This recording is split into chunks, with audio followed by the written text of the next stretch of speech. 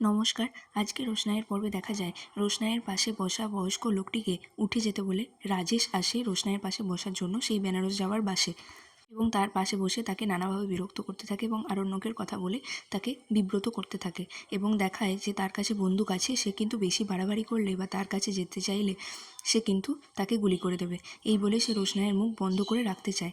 অন্যদিকে আরণ্যক সে রোশনাইকে বাড়িতে খুঁজে না পেয়ে খুব তাড়াতাড়ি বাড়ি থেকে বেরিয়ে পড়ে।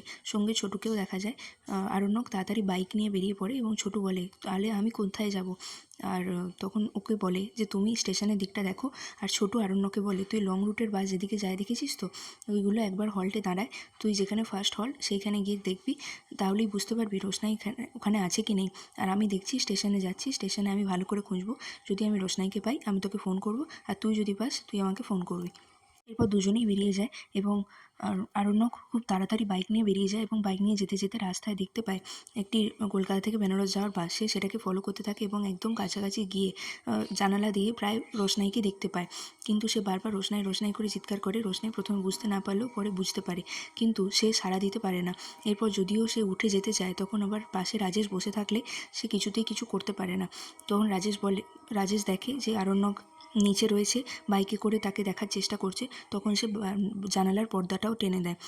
সে রোশনাইকে কিছুতেই আরণ্যকের কাছে যেতে দেয় না। অন্যদিকে গরিমা ও সুরঙ্গমা তাদের বাড়িতে আসে।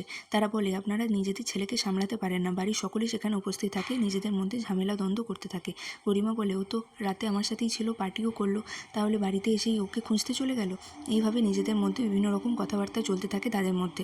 এদিকে মিনি বলে যে আমাকে রোশনাইকে এনে দিতেই হবে, নাহলে আমি খাবো না, কোথাও যাবো না, কিচ্ছু করবো না। ও খুবই রাগারাগি করতে থাকে। এরপর বাসটি একটি ধাবায় দাঁড়ায়, সেখানে বলা হয় 10 মিনিট দাঁড়াবে।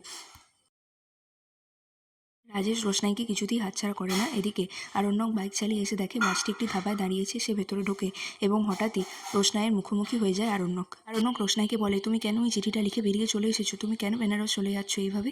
তুমি যেও না। তখন রোশনাই মনে মনে ভাবতে থাকে কিছু উত্তর না দিয়ে, যে সে এইভাবে ওই সার্জিকে যেতে পারবে না।